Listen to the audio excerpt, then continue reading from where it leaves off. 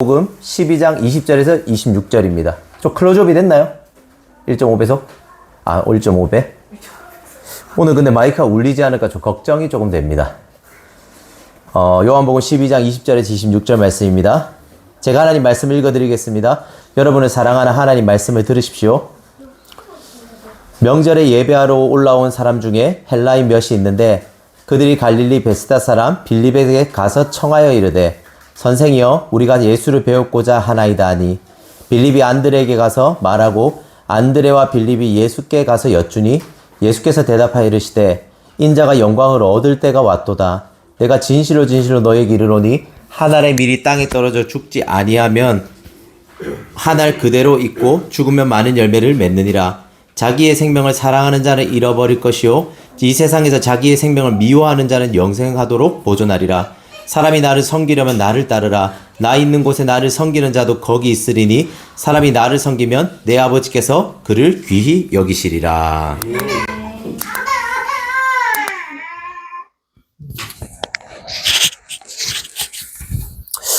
네, 오늘은 종려주의를 맞아서 단편 설교 한 편을 하려고 합니다. 종려주의의 핵심은 예수님의 왕대심에 있습니다. 저는 작년 종려주일 때 예수님의 왕대심에 대해서 설교를 했습니다. 유튜브에 있으니까 다시 한번 들으셔도 돌아오는 고난주간과 부활을 이해하는 데 많은 도움이 될 거라고 생각합니다. 그리고 예수님의 왕대심 중에 핵심 중에 하나는 바로 하나님의 영광입니다. 영광. 왜냐하면 성경은 예수님이 영광의 왕으로 오신다라고 말하기 때문입니다. 영광이라는 주제를 우리가 깊이 이해하게 될 때 우리는 예수님이 어떤 왕이고 그분이 행하신 일이 어떤 일들인지에 대해 더 깊이 이해할 수 있게 될 겁니다. 그래서 오늘은 특별히 하나님의 영광에 대해서 알아보려고 합니다. 그 설교 제목도 영광에 관하여입니다. 저는 오늘 세 가지 대지로 설교를 하려고 합니다. 첫째, 영광의 역설. 이 세상이 말하는 영광과 하나님의 영광이 어떤 차이가 있는지를 볼 겁니다. 그리고 두 번째, 영광의 아름다움. 하나님의 영광을 찬양할 수 있는 이유가 바로 하나님의 아름다움이라는 것을 말할 겁니다. 그리고 마지막 세 번째, 영광의 도전입니다. 영광을 위해 그리스도가 우리를 위해 도전하신 일과 우리가 해야 될 도전에 대해서 알아보도록 하죠. 먼저 영광의 역설입니다. 성경에서는 이제 영광이란 말이 자주 나옵니다. 그런데 우리의 삶을 살펴보자면 생각보다 영광이란 단어를 우리가 삶에서 별로 쓰지는 않습니다. 이는 영광이란 단어가 우리에게 낯선 종교적인 단어로 느껴지기 쉽다는 말이기도 할 겁니다. 우리 중에도 기독교 문화가 익숙하지 않은 분이라면 영광이라는 단어가 제법 낯설게 느껴질 겁니다. 하지만 재밌게도 우리의 삶의 많은 영역에서 우리는 영광이라는 단어를 쓰지 않을 뿐이지 영광이라는 의미를 계속 추구하며 살고 있습니다. 신자나 불신자 모두 마찬가지죠. 보십시오. 모든 인간들이 삶을 살아갈 때 가지는 공통된 갈망이 있습니다. 바로 인정받고 사랑받고 싶다는 갈망입니다.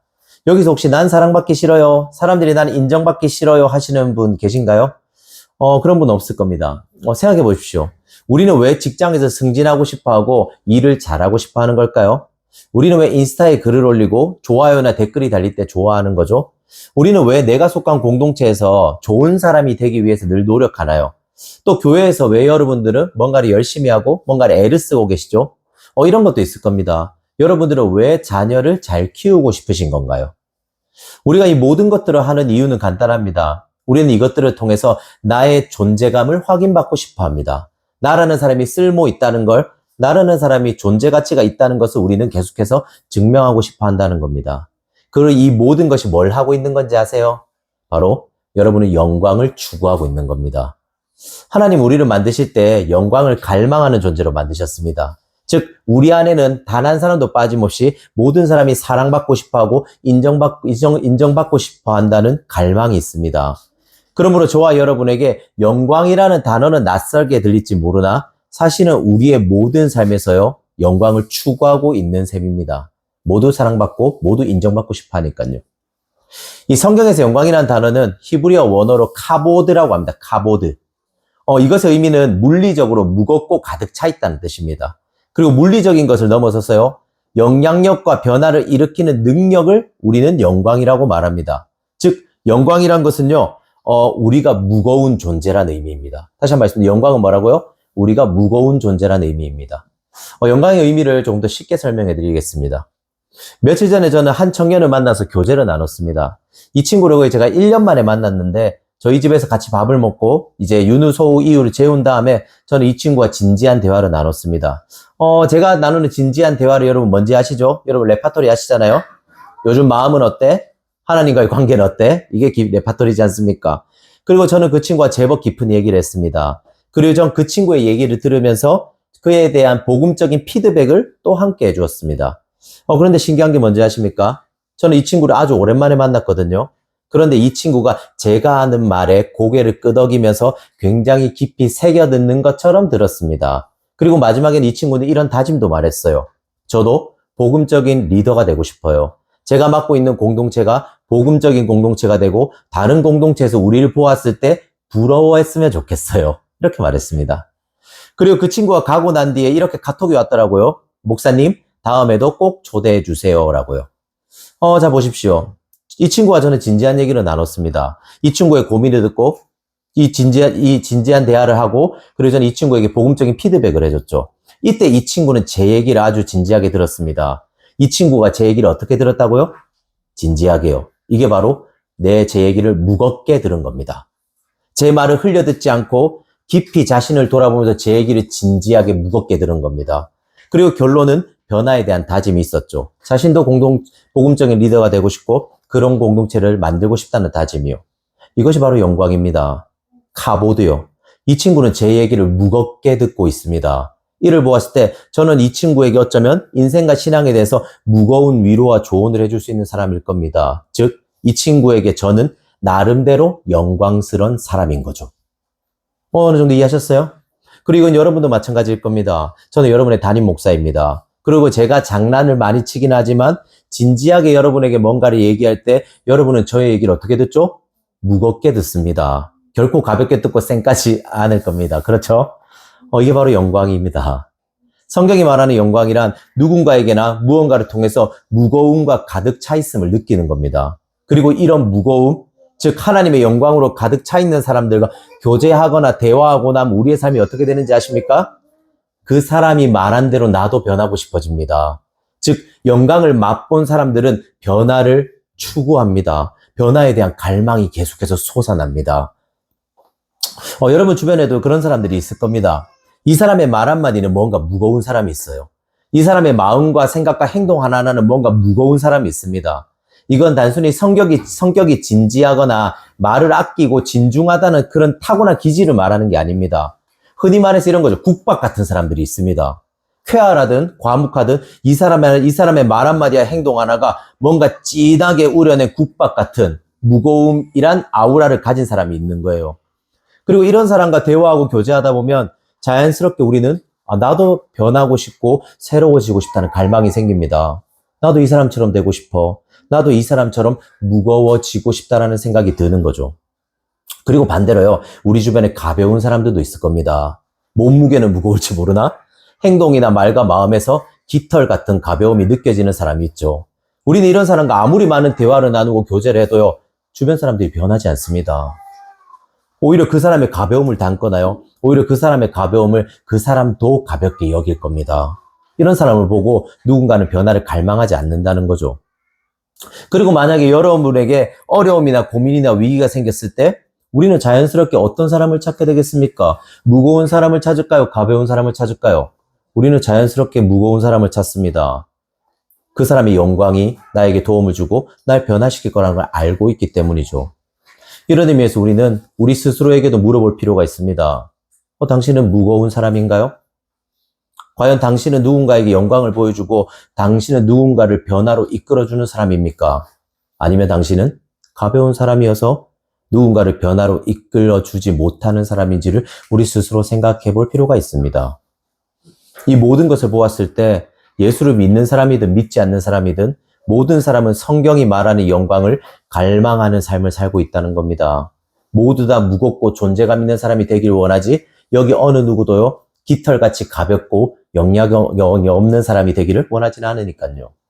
하지만 성경이 말하는 영광은 단순히 인간들끼리 서로 느끼는 영광 정도를 말하지 않습니다. 오히려 성경은 하나님의 영광을 주목하고 하나님의 영광을 찬양하라고 말합니다. 시편 29편 1절 2절이거든요.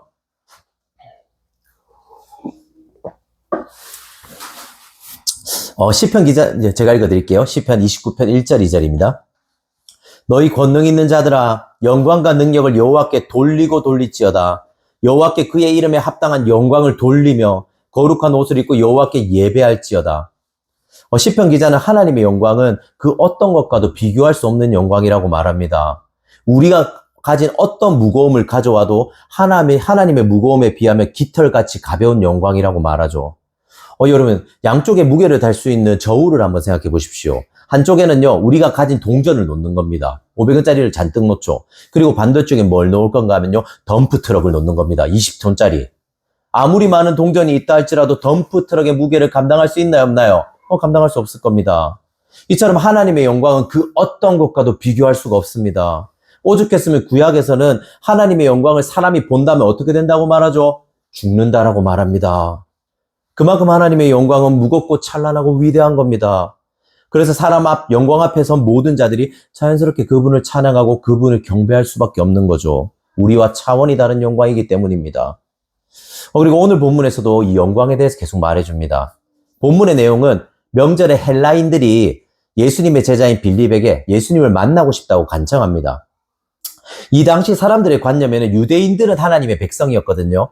근데 헬라인들은 그리스 사람이었고 이방 민족이었습니다. 즉 이방 민족은 하나님의 민족이 아니니까 구원의 대상이 아니었던 겁니다. 하지만 그런 구원의 대상이 아닌 사람들이 예수님을 찾아와요. 그리고 자신을 찾아온 헬라인을 보자 예수님은 이렇게 말합니다. 23절 한번 같이 읽어볼까요? 예수님이 과연 그들이 찾아왔을 때 뭐라고 말했을까요? 같이 읽어볼까요? 23절입니다. 시작! 예수께서 대답하여 이르시되 인자가 영광을 얻을. 자, 예수님의 말을 그대로 해석해 봅시다. 예수님은 이방인을 보자마자 자신이 영광을 얻을 때가 왔다고 말씀하십니다. 우리는 예수님의 영광이란 말을 자주 쓴다는 걸 성경 곳곳에서 보았을 겁니다. 그리고 일반적으로 예수님이 영광 받는다는 말을 할 때 우리는 무엇을 떠올리죠? 앞에 시편에서 보았듯이요. 예수님의 무거움을 인정하고 모든 사람들이 예수님을 찬양하고 그분을 우러러보는 걸 생각할 겁니다. 그렇지 않습니까? 그런데 예수님은요. 그 다음 구절에서 굉장히 이 영광에 대해서 아이러니한 말을 하십니다. 24절이에요. 예수님이 뭐라고 말하는지 봅시다. 24절입니다. 시작! 내가 진실로 진실로 너희에게 이르노니 한 알의 밀이 땅에 떨어져 죽지 아니하면 한 알 그대로 있고 죽으면 많은 열매를 맺느니라. 예수님이 무슨 말하고 계신 거죠? 자신이 영광 받기 위해서 어떻게 한다고요? 자신이 한 알의 밀알이 되어서 죽어야 된다고 말합니다. 그리고 이건 그 자리에 있던 제자들이나 헬라인 모두에게 충격적인 말이었습니다. 생각해 보십시오. 오늘 본문의 전의 이야기가 바로 예루살렘으로 나귀를 타고 예수님이 왕으로 입성하신 내용입니다.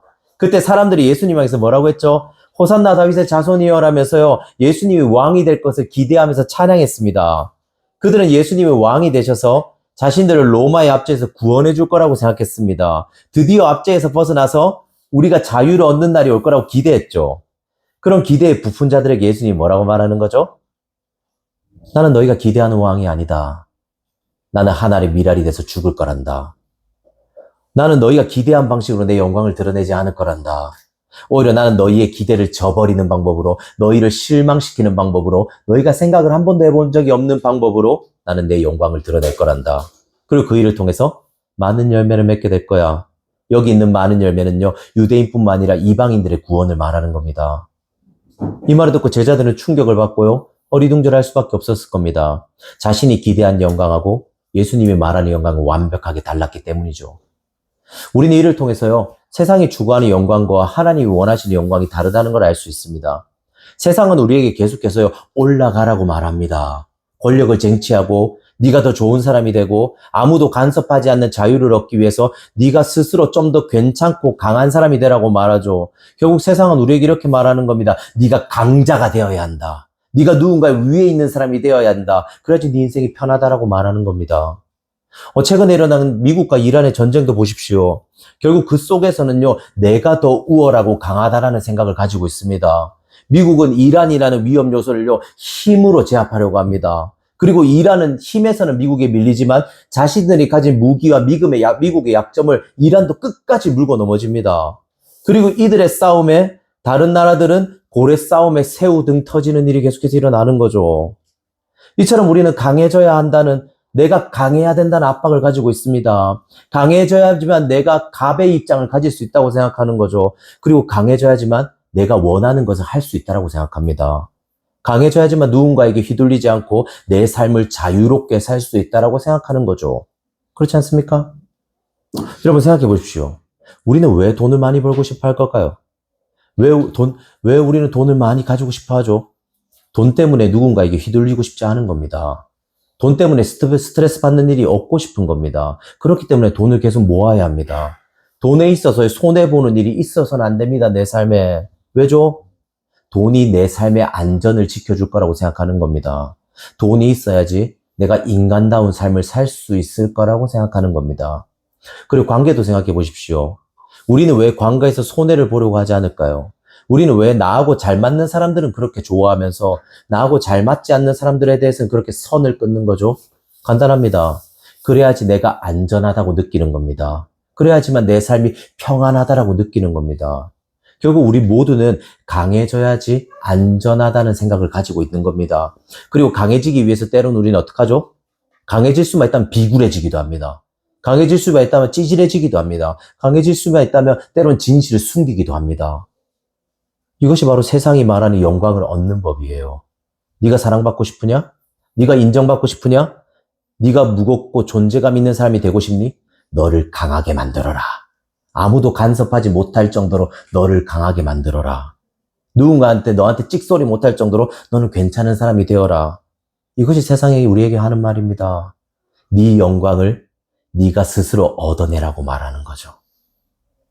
그리고 제자들도 예수님이 이런 영광을 추구할 거라고 생각했어요. 힘으로 로마를 무너뜨리고 자신들을 압제해서 건져내고 진짜 강하고 멋진 하나님 나라, 예수님 나라, 이런 나라를 건설하길 바랬던 거죠. 하지만 예수님이 그때 뭐라 하는 거죠? 오히려 죽는다라고 말할 거예요. 나는 그런 나라를 건설하지 않는다. 나는 오히려 죽을 거란다. 라고 말한 거죠. 이에 대해 팀켈러 목사님은 이런 표현을 썼습니다. 들어보세요. 예수님은 세상이라는 가치관이라는 창문을 향해 돌을 던졌다. 다시 한번 말씀드릴게요. 예수님은 세상이라는 가치관이라는 창문을 향해서 돌을 던졌다. 재밌지 않습니까?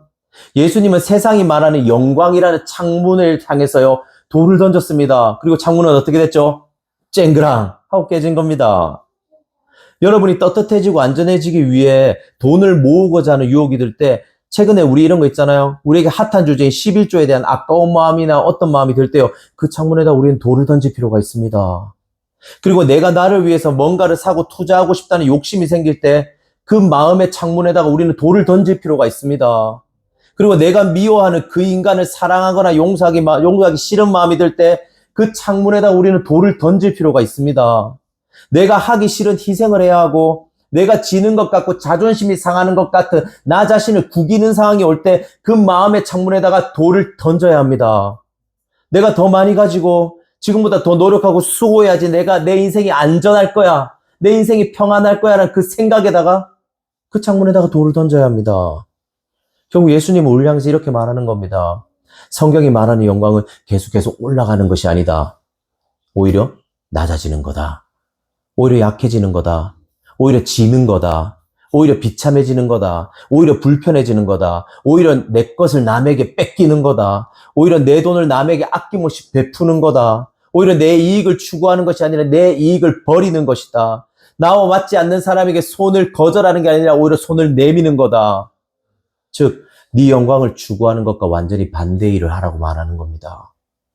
네 영광이란 창문에 돌을 던지라고요. 그리고 네 영광을 버리라고 말합니다. 깨트리라고요, 그 창문을. 결국 성경이 추구하는 영광은 오히려 자신을 하늘의 미랄로 땅에 버리는 영광을 말합니다. 아이러니하게도 내가 죽어야지 내가 사는 그런 영광입니다. 들어보셨습니까? 내가 살아야지 사는 영광이 아니라 내가 죽어야지 내가 살 수 있는 영광입니다. 우리는 이걸 이렇게 부르죠. 영광의 역설이요. 세상이 말하는 영광이란 창문에 돌을 던지는 겁니다. 두 번째 대지예요. 그렇다면 우리는 어떻게 성경이 말하는 영광을 추구할 수 있을까요? 바로 영광의 아름다움을 맛보는 겁니다. 우리는 일반적으로 영광의 아름다움을 볼 때 한 번에 와 아름답다 좋아. 예수님을 만났을 때 여러분 한 번에 그렇게 예수님을 완벽하게 사랑하게 되지 않지 않습니까? 일부러 우리는 아름다움을 볼 때요, 일종의 단계를 거치게 됩니다. 이건 예수님을 믿으면서도 우리가 그 단계를 거치는 것과 비슷한 의미이기도 합니다. 저는 이 단계를 통해서요, 우리 스스로가 과연 나는 어느 정도의 수준인가? 나는 예수 그리스도의 아름다움에 빠져들고 있는지를 한번 생각해 봤으면 좋겠습니다. 한번 예를 들어보죠. 우리 집 책상 위에 꽃병이 하나 있습니다. 우리는 그 꽃병을 앞에 두고요, 밥도 먹기도 하고, 또 우리 윤우서우 이후, 예를 든 겁니다. 윤우서우 이후가 꽃병 주위를 왔다 갔다 하면서 이 꽃병은 아슬아슬하게 깨질 뻔한 적도 많을 겁니다. 우리는 이것에 대해서 꽃병을 그렇게 귀하게 여기지 않습니다. 우리 책상 위에 있는 그 꽃병을요. 그런데 하지만 어느 날 누군가 와서 이 꽃병이 엄청 비싼 꽃병이란 걸 말해주는 겁니다. 그리고 실제로 그 꽃병이 몇 억의 가치가 있다는 걸 알게 되었습니다. 그 앞에 있던 꽃병이요. 자, 여러분, 이제 이 꽃병을 어떻게 대하겠습니까? 이전에는 그냥 몰랐습니다. 그렇게 비싼 건지. 그냥 싸구려 다이소인 줄 알았죠. 근데 몇 억짜리 꽃병이란 걸 들었습니다. 자, 이제 어떻게 이 꽃병을 대할 건가요? 이 꽃병은요, 이제는 우리 집의 재산 1호가 될 겁니다. 먼저 뭐부터 할까요, 그럼? 꽃병을 책상 위가 아니라 어디로 옮기겠죠? 다른 가장 안전한 곳으로 옮길 겁니다. 그리고 그 다음부터 그 꽃병에다 꽃을 꽂을 일은 없을 겁니다. 오히려 꽃병이 아니라 뭐가 되는 거죠? 아주 귀한 도자기처럼 여기는 거죠. 생각해 보십시오. 이 꽃병의 가치를 안 순간부터 우리는 이 꽃병을요, 그 가치에 맞게 대할 겁니다. 절대로 이 꽃병은 이전에는 소홀히 되었고 언제든지 깨져도 괜찮지만 이제는 절대 깨서는 안 되는 나에게 소중한 보물 같은 존재가 되었습니다. 그리고 지나가면서 그 꽃병을 볼 때마다 어떤 생각을 할까요? 미소를 지으면서 말할 겁니다. 와, 이전에 내가 저걸 깼으면 어쩔 뻔했어. 와, 그때는 진짜 몰랐는데 그랬으면 어쩔 뻔했지. 이제라도 알게 돼서 다행이야. 우리는 하나님에 대해서도 이런 단계들을 통해서 점점 더 깨달아갑니다.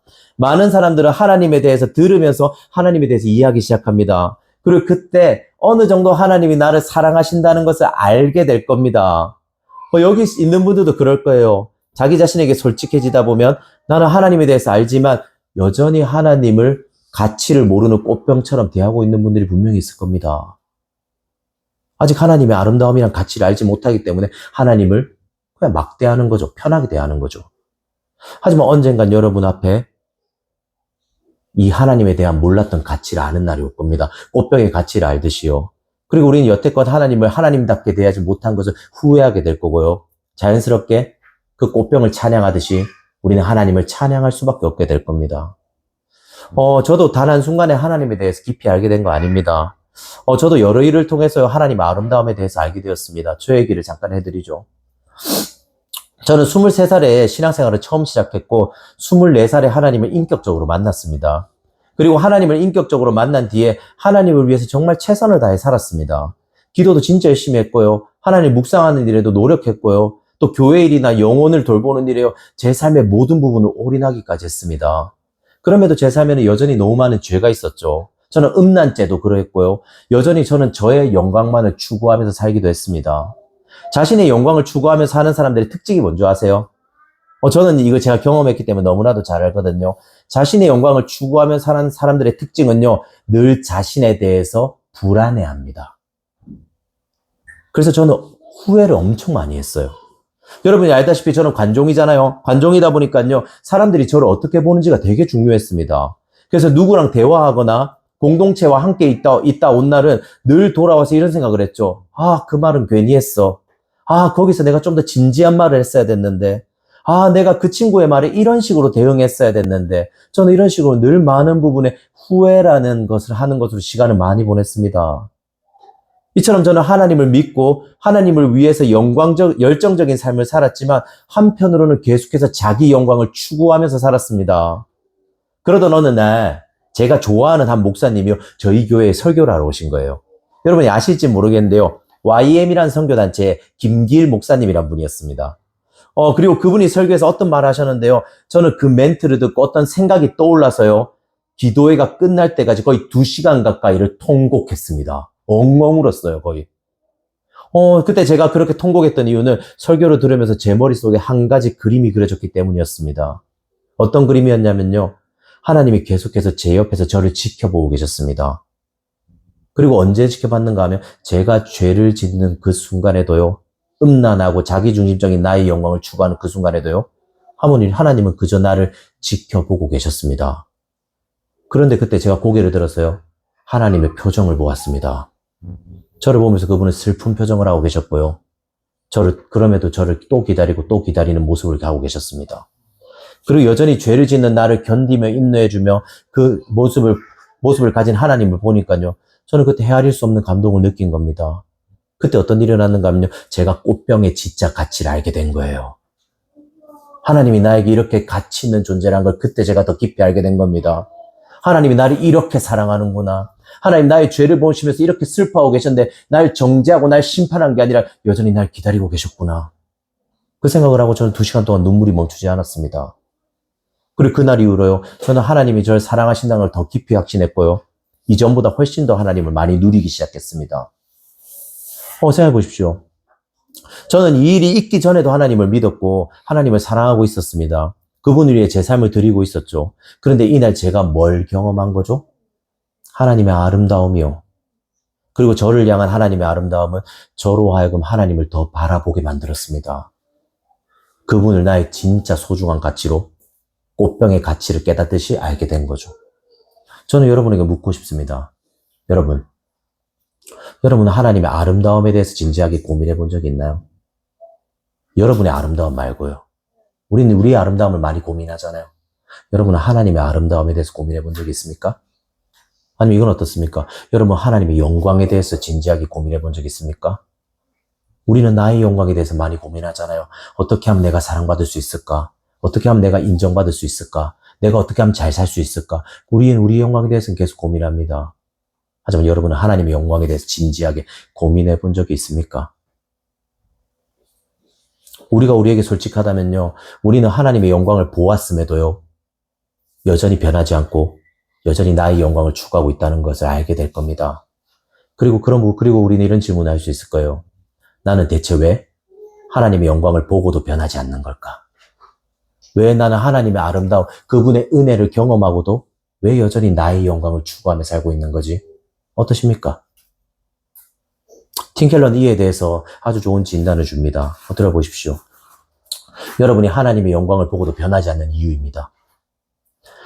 당신이 삶을 살면서 두려워하는 이유는 가벼운 것을 무겁게 여기고 무거운 것을 가볍게 여기기 때문입니다. 다시 한번 읽어드리죠. 당신이 삶을 살면서 끊임없이 두려워하는 이유는 가벼운 것을 무겁게 여기고 무거운 것을 가볍게 여기기 때문입니다. 무슨 말인지 이해하시겠습니까? 우리는 우리 앞에 일어나는 가벼운 일들을 엄청나게 무겁게 여깁니다. 최근에 자신의 모습을 생각해 보십시오. 무엇이 여러분의 마음을 심란하게 만들었습니까? 여러분 무엇 때문에 염려하고 걱정했죠? 여러분 무엇을 더 잘하고 잘 대비해놔야지 내가 더 안전할 거라고 생각했나요? 성경은 말합니다. 저와 여러분이 계속해서 한 주 동안 시달리고 최근에 시달렸던 그것은요. 여러분의 삶에서 아주 가벼운 일이라고요. 우리는 끊임없이 가벼운 것들을 추구하면서 가벼운 것들 때문에 걱정하고 염려하고 두려워하고 또 그 가벼운 것 때문에 계속해서 내 삶의 많은 부분을 소비하고 걱정하고 낭비하고 있습니다. 이게 성경이 말하는 바예요. 하지만 동시에 진짜 무겁게 생각해야 될 하나님은 어떻게 여기는 거죠? 가볍게 생각합니다. 가벼운 것은 무겁게 여기는데요. 무거운 하나님은 아주 가볍게 생각합니다.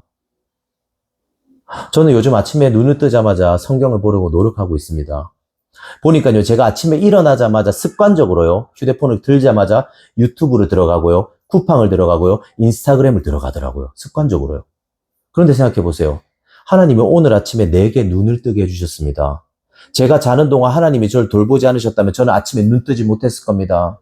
이건 아침에 여러분이 일어나는 이유가요, 확률 싸움이 아니라는 겁니다. 어제도 일어났으니까 오늘도 일어나는 게 아닙니다. 저와 여러분이 아침에 눈을 뜰 수 있는 이유는 하나님이 우리가 자는 동안 그분이 우리를 보호해 주셨고 우리에게 은혜를 베풀어 주셨기 때문입니다. 아침에 눈을 뜨지 못한 사람은 많습니다, 여러분. 우리가 아닐 뿐이에요. 오늘도 그분은 우리에게요, 자신의 영광을 드러내는 가장 무거운 일을 행하셨죠. 아침에 눈을 뜨게 하는 일요.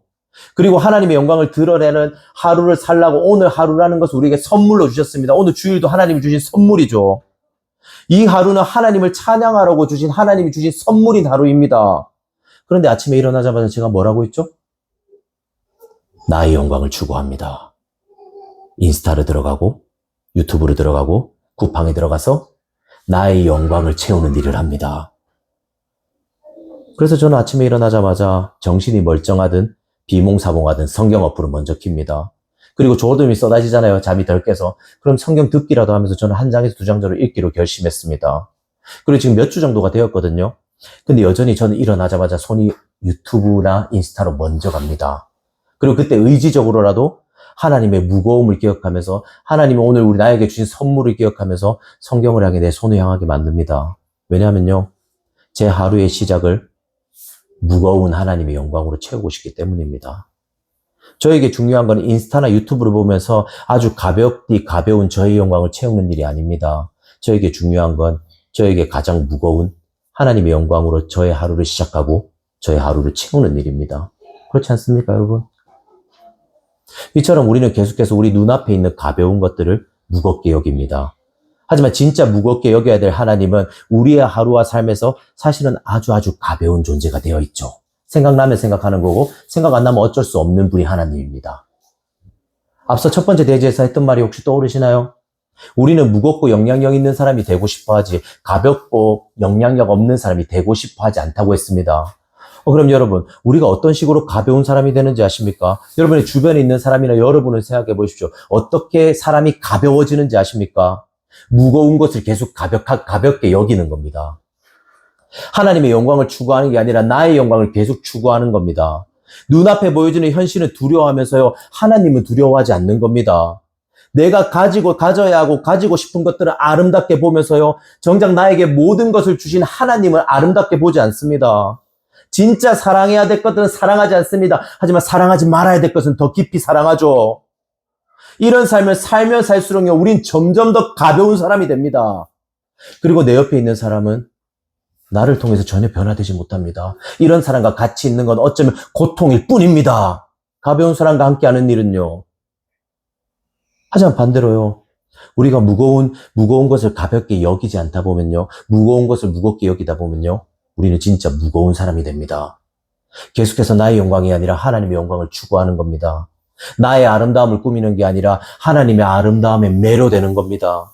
내 앞에 펼쳐지는 현실을 두려워하는 게 아니라 오히려 하나님을 두려워하고 하나님을 신뢰하는 겁니다. 내가 가지고 싶은 것보다 이미 나에게 모든 것을 주신 분을 바라보는 겁니다. 나의 영광을 추구하는 마음에 뭐라는 거죠? 돌을 던지는 거예요, 계속해서. 이건 아니야인구나. 아침에 일어났을 때 너는 먼저 인스타를 봐서는 안 돼. 넌 성경을 봐야 돼. 돌을 던지는 거죠. 돈을 아낄 필요가 없어. 오히려 누군가를 도와줄 때 아니, 돈을 누군가를 도와주자. 이걸 내가 아껴서 부자가 되지 않아. 이게 내 안전을 보존해 주잖아. 누군가를 도와주자, 이 돈으로. 그리고 여러분이 싫어하는 사람이 있을 때도 싫어하는 사람을 무시하고 싶을 때도 말하는 거죠. 아니, 나는 죄인이야. 나는 저 사람을 싫어할 자격이 없어. 저 사람도 나와 같은 죄인이기 때문에 난 저 사람을 사랑할 거야. 여러분 마음 가운데 돌을 계속해서 던지는 일을 하는 겁니다. 염려가 들 때도 있겠죠. 하나님, 나 이거 없으면 못 살겠는데요. 하나님, 나에게 이런 일이 있으면 내 인생 끔찍할 것 같아요. 그때도 여러분의 마음에 돌을 던지고 말하는 겁니다. 아니, 내 인생은 안전해. 주님 안에서 내 인생은 안전해. 그리고 이 일을 계속하게 될 때요, 여러분은 자연스럽게 무거운 사람이 됩니다. 누군가, 그리고 여러분 주변에 있는 사람, 여러분을 보면서요, 나도 저 사람처럼 되고 싶어. 나도 저 사람처럼 무거워지고 싶다는 변화라는 갈망을 느끼게 됩니다. 우리가 어떤 존재가 되는 거죠? 누군가에게 영향력을 끼치고 누군가에게 하나님의 영광을 드러내는 존재가 되는 겁니다. 무거운 사람이요. 18세기의 신학자인 조나단 에드워즈는 이런 사람들에 대해서 이렇게 말합니다. 들어보십시오. 종교인들은 하나님을 도구적으로 섬깁니다. 종교인들은요, 예수 그리스도를 깊이 믿지 않는 사람은 하나님을 도구로 여긴다고요. 하나님을 이용해서 다른 것을 얻으려는 욕망에 이끌려 하나님을 섬기는 겁니다. 하지만 그리스도인은 하나님을 심미적으로 섬기는 사람입니다. 하나님이 어떤 분이시고 어떤 일을 행하셨는지 그 아름다움 때문에 하나님을 섬깁니다. 무언가를 얻기 위해서가 아니라 하나님 그분 자체를 원하기 때문에 하나님을 섬기고 사랑하는 겁니다. 결국 하나님의 아름다움을 경험한 사람만이요, 하나님의 아름다움을 경험해서 무거움을 아는 사람만이요, 하나님의 영광을 추구하며 살 수 있습니다. 가벼운 것을 무겁게 여기는 게 아니라요, 무거운 것을 가볍게 여기지 않고요, 무거운 것을 무겁게 여길 줄 아는 사람이 하나님의 영광을 바라보며 살 수 있는 겁니다. 그리고 그런 사람들은 점점 어떻게 되는 거죠? 더 무거운 사람이 되어가는 거죠. 더 주변 사람을 변화시키는 사람이 되어갑니다. 마지막 대지예요. 그렇다면 우리는 어떻게 영광의 아름다움에 닿을 수 있을까요? 어떻게 하나님의 아름다움에 매료되어서 하나님의 영광을 갈망할 수 있을까요? 성경은 우리를 향해서요, 도전하라고 말합니다. 도전하라. 우리 24절에서 26절 말씀이거든요. 우리 한번 같이 읽어볼까요? 24절에서 26절입니다. 시작. 내가 둥스러워지지 말아요. 나무 벌어져 죽지 아니하면 하나님 그대로 있고 주와 많은 열매를 맺는다. 자기의 생명을 사랑하는 자는 잃어버릴 것이요 이 세상에서 자기의 생명을 미워하는 자는 영생하도록 보전하리라. 사람이 나를 섬기려면 나를 따르라. 나 있는 곳에 나를 섬기는 자도 거기 있으리니 사람이 나를 섬기면 내 아버지께서 그를 귀히 여기시리라. 죄송합니다. 제 감기가 한 2주째 안 낫고 있어서.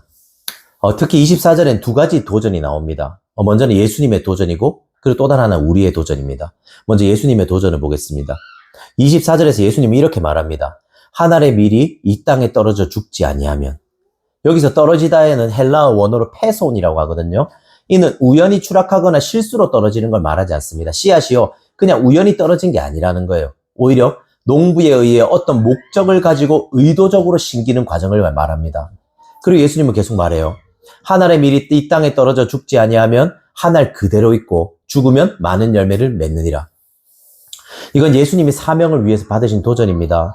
이를 이해하기 위해서는요, 우리는 미랄, 그 미랄이 어떤 과정을 통해서 새로운 생명으로 탄생하는지를 알 필요가 있습니다.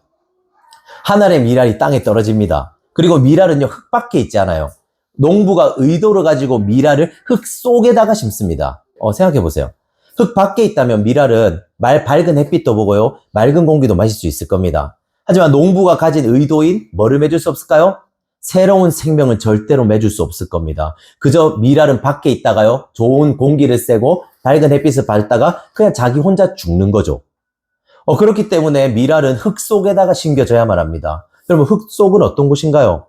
빛이 차단된 어둠이 가득합니다. 외부로부터 모든 것이 격리된 곳입니다. 미랄은 이곳에 심으시고 이 상태를 감내해야만 합니다. 어둠을 견뎌야 되죠. 그리고 미랄은 흙 속의 수분과 압력으로 인해서요, 단단한 껍질이 벗겨집니다. 미랄은 흙 밖에서 생존하기 위해서는 단단한 껍질에 싸져 있어야 했습니다. 하지만 흙 속에 들어와서는 오히려 그 껍질이 벗겨져야만 했습니다. 자신이 까발려지고 희생되는 고통을 미랄은 겪어야 했던 거죠. 그렇게 껍질이 벗겨지고 자신이 가진 모든 형태를 잃어버립니다. 이전에 우리가 알던 미랄의 모습이 아닌 거죠. 오히려 훨씬 더 작고 초라한 모습이 되는 겁니다. 하지만 이때 신비하게도요, 이 자그마한 곳에서 강인한 초록색 싹이 나기 시작합니다. 그리고 그 싹은 흙을 뚫고 올라오죠. 그리고 흙을 뚫고 올라온 그 새 생명은 햇빛을 받으면서 건강하고 아름답게 자라는 겁니다. 이것이 미랄이 땅에 묵혀지고 죽고 다시 새 생명으로 태어나는 과정입니다. 그리고 예수님은요, 자신이 이렇게 될 거라고 말하는 겁니다. 내가 미랄처럼 될 거라고요. 예수님은 하늘의 미랄이 되셔서요, 땅에 떨어지셨습니다. 우리는 일반적으로 영광을 받기 위해서는 우리가 스스로 올라가야 한다고 생각했습니다. 우리는 뭔가를 잘해서 스스로를 올리고 영광받기에 합당한 존재가 되어야 한다고 생각했죠. 하지만 예수님은 그렇게 하지 않으십니다. 오히려 땅에 떨어지십니다. 그리고 그분은 흙밖에 아니라 흙 속에 묻히십니다. 이게 무슨 말일까요? 그분은 외부와 차단당하십니다. 그분이 어둠 속에 갇혔단 말입니다. 그리고 놀라운 게 무엇인지 아십니까? 요한복음에서 내내 예수님을 해서 뭐라고 말하는가 이렇게 말합니다. 예수님은 빛이라고 말합니다. 빛. 왜냐하면요, 요한복음 계속해서 빛과 어둠을 대조하고 있거든요. 요한복음 18장 12절입니다. 예수께서 또 말씀하여 이르시되 나는 세상의 빛이니. 그리고 요한복음 9장 5절 내가 세상에 있는 동안에는 세상의 빛이로다. 그런데 빛이신 예수님이 흙 속에 묻히십니다. 그분은 스스로 흙 속으로 들어가셨고 그리고 그곳에서 모든 빛이 차단됩니다. 그리고 예수님은 어둠 속에서 홀로 외로워지십니다. 그리고 이건 단순히 어두워지고 외로워진 정도가 아닙니다. 예수 그리스도가 십자가를 지시기 전 겟세마네 동산에서 왜 그렇게 미칠 정도로 괴로워하지 하십니까? 예수님 왜 그렇게 괴로워했을까요? 바로 빛이신 예수님이 십자가에서 모든 빛을 잃어버리고 어둠을 경험하게 될 걸 아셨기 때문입니다. 성경은 예수 그리스도 자체를 빛이라고 말합니다. 어떻게 성경이 예수 그리스도를 빛이라고 말하는지 아십니까? 히브리서 1장 3절엔 이런 말이 있습니다. 들어보십시오. 이는 하나님의 영광의 광채시요 그 본체의 형상이라. 예수 그리스도를 말하는 말입니다. 하나님의 영광의 광채시요 그 본체의 형상이시라. 여러분, 광채가 뭔가요? 하나님의 영광의 광채요. 광채는 빛이라는 의미입니다. 그분은 하나님의 영광으로 빛나는 분이라는 것을 의미합니다. 즉 예수 그리스도는 하나님과 친밀히 교제하시고 하나님과 뜨거운 사랑, 즉 관계를 맺으심으로 빛을 발하는 존재라는 의미입니다. 무슨 말인지 이해하시겠습니까? 예수 그리스도가 빛일 수 있는 이유는요, 그분이 혼자서 빛나는 존재이기 때문이 아니라요, 그리스도가 성부 성령과 함께 서로를 뜨겁게 사랑하는 교제를 나누고 관계를 누렸기 때문에 그 빛을 낼 수 있다라고 성경은 말하는 겁니다. 그런데 그런 분이요, 스스로 어둠 속으로 들어가십니다. 이건 예수님에게 어떤 의미였을까요? 바로 하나님을 잃어버린다는 의미였어요. 성부 하나님의 교제로부터 끊어진다는 의미였습니다. 그리고 빛이신 그분이 더 이상 빛을 낼 수 없는 존재가 된다는 의미였습니다. 즉 그분은 영원히 아름답던 자신의 영광을 잃어버리게 된 거예요. 흙 속에 들어감으로요. 우리는 앞서서도 말했습니다. 우리는 영광을 위해서 살아갑니다. 우리는 내가 소중한 존재이고 사랑받기 합당한 존재라는 걸 증명하고 싶어요. 그렇게 여겨지길 원하면서 살아갑니다. 우리 모두는 영광을 갈망합니다.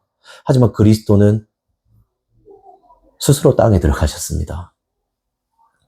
그리고 그곳에서 영광을 얻는 게 아니라 어떻게 하시죠? 잃어버리십니다. 신이신 하나님이 흙 속에서요, 아무것도 아닌 존재로 취급을 받습니다. 그분이 소중하지 않고 필요하지 않은 몹쓸 존재로 여김을 받았다는 겁니다. 바로 예수님이 죄인으로 취급받으셨습니다. 그리고 그분은 흙 속에서요, 단단한 겁질이 벗겨집니다. 아까 미랄의 과정이 생각나죠? 실제로 그분은 십자가에서 실오라기 하나 걸치지 않은 채 자신의 모든 것들이 발가벗겨집니다. 그분은 고통당하고 수치당하고 아픔당하셨죠. 그리고 십자가에 달린 그리스도를 본 모든 사람들은 이렇게 말했습니다. 저건 내가 상상하던 메시아의 모습이 아니야. 우리가 기다리던 왕은 저런 왕이 아니야. 내가 기다리던 왕이 저렇게 추한 모습으로 죽을 리가 없어. 저건 영광스러운 왕이 아니야.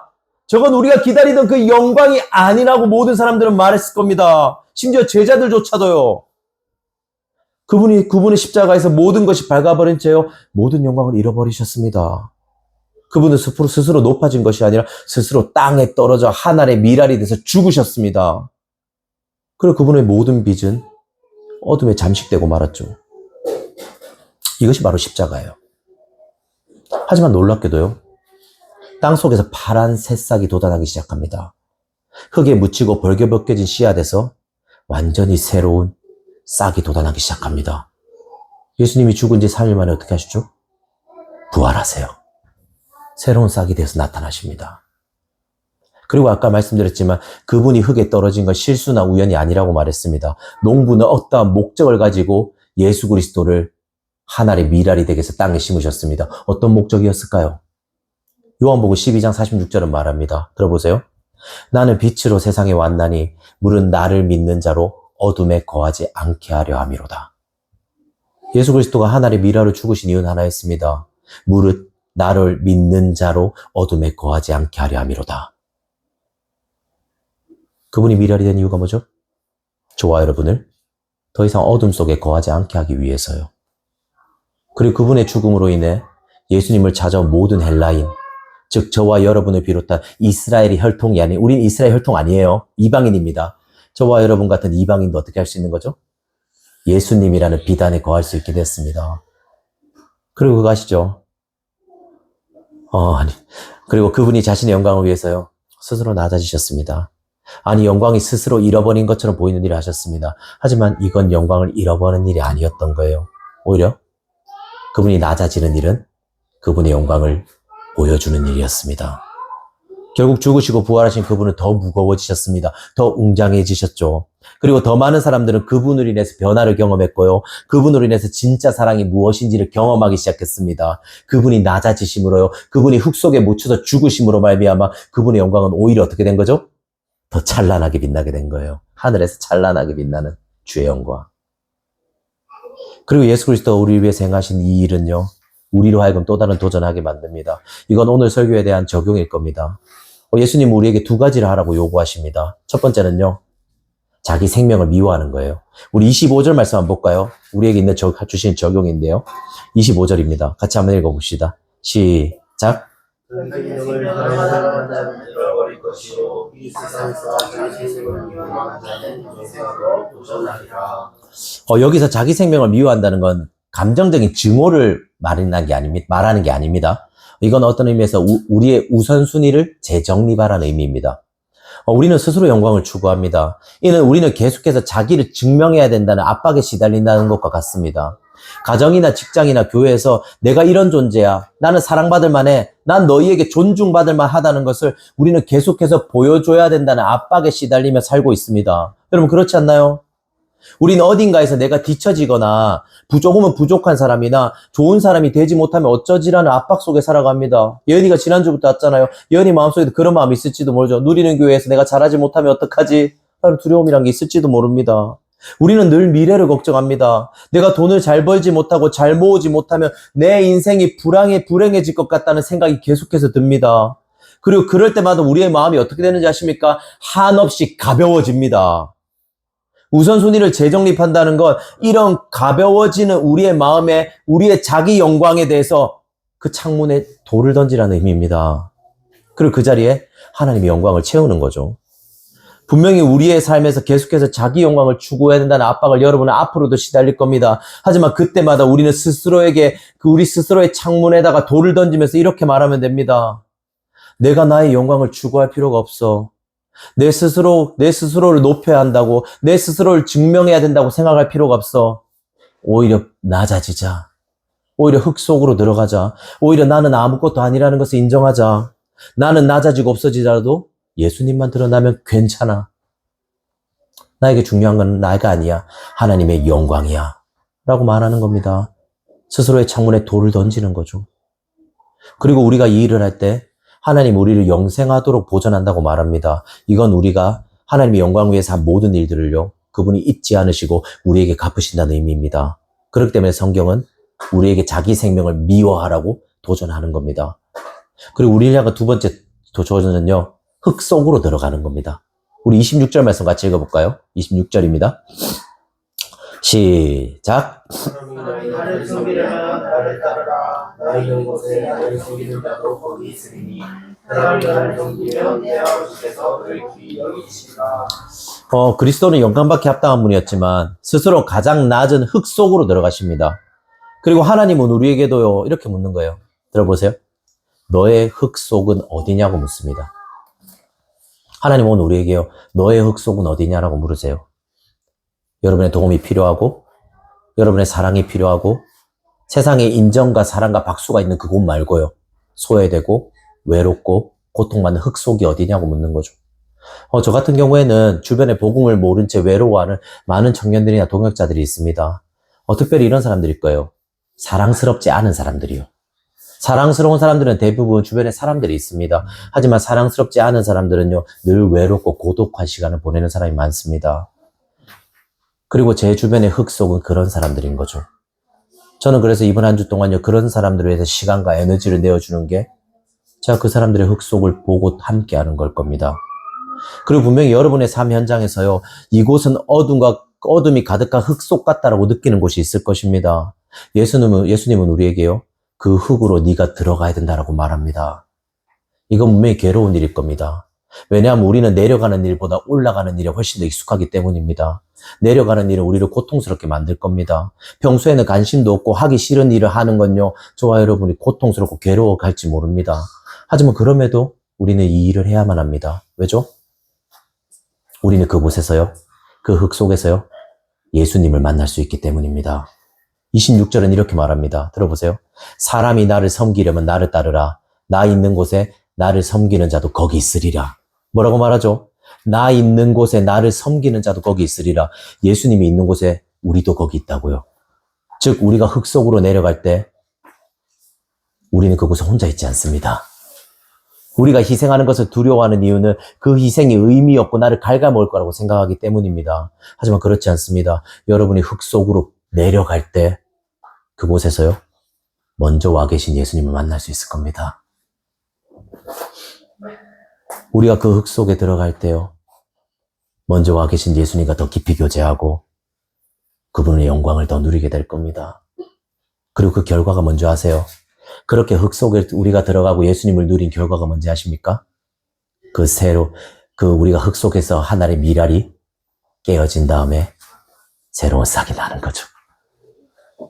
하나의 미랄이 떨어져 죽고 결국 새로운 열매를 맺히게 될 겁니다. 이것이 우리가 흙 속으로 내려가고 낮아질 때 우리가 얻게 되는 영광이에요. 스스로 흙 속에 들어가는 자만이요, 흙 밖에서는 볼 수 없었던 하나님의 진짜 영광을 볼 수 있는 겁니다. 그 말씀을 맺도록 하겠습니다. 특별히 이번 주는 고난주간입니다. 그리스도가 여러분을 위해서요, 스스로 흙 속으로 들어가셨다는 것을 우리는 계속해서 기억할 필요가 있습니다. 그리고 저는 여러분에게 부탁드리고 싶어요.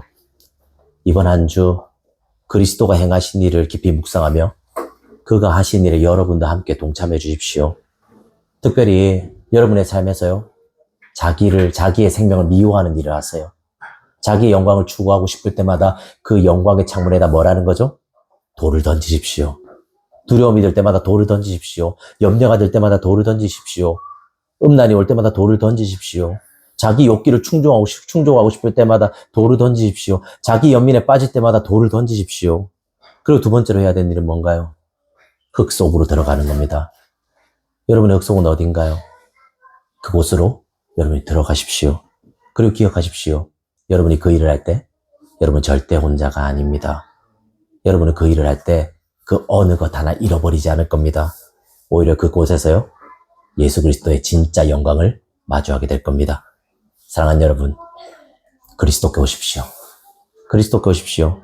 그리고 그분의 영광을 함께 누립시다. 우리 시간요,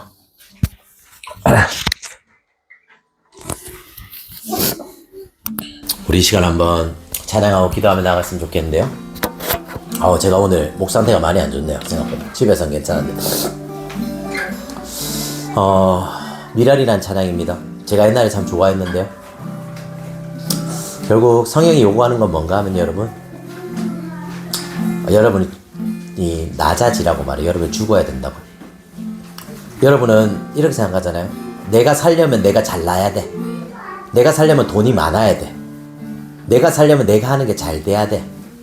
내가 살려면 내 걸 아껴야 돼. 이런 생각 하잖아요.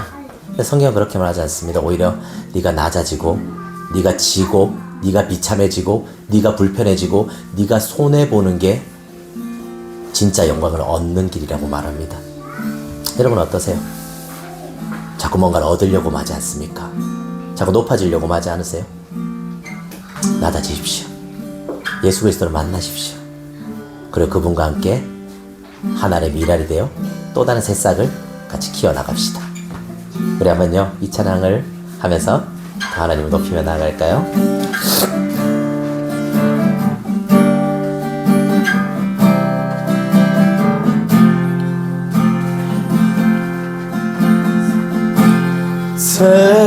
세상을 구원하기 위해 흘려야 할 피가 필요하다며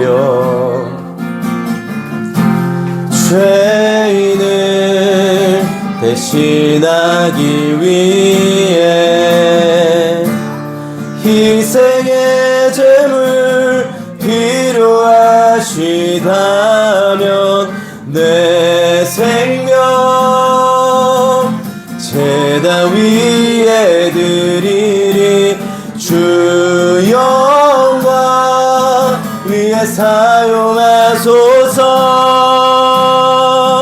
생명이 또 다른 생명 낳고 주님 볼 수 있다면 나의 삶과 죽음도 아낌없이 드리리. 죽어야 다시 사는 주의 말씀 믿으며 하나의 미랄 되어 썩어지리니 예수님처럼 살아가게 하소서. 우리 이 절로 찬양할까요? 길 잃어 신약을 찾아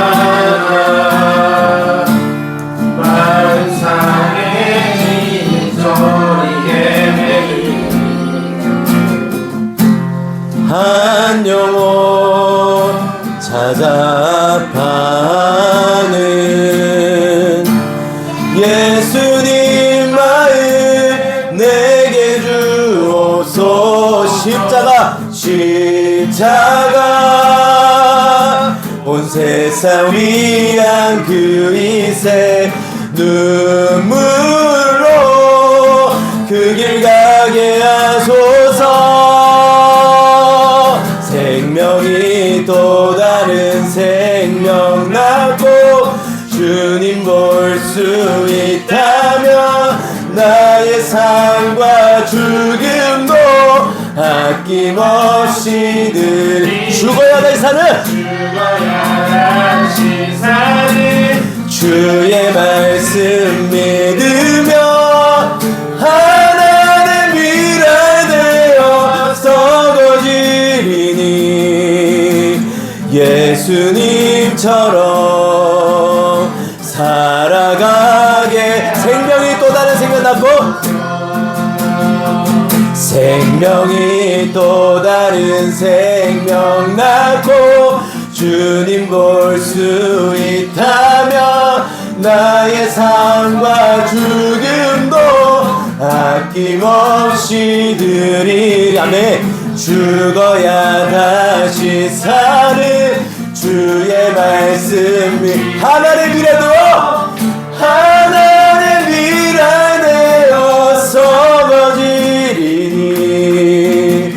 예수님처럼 살아가게 하소서.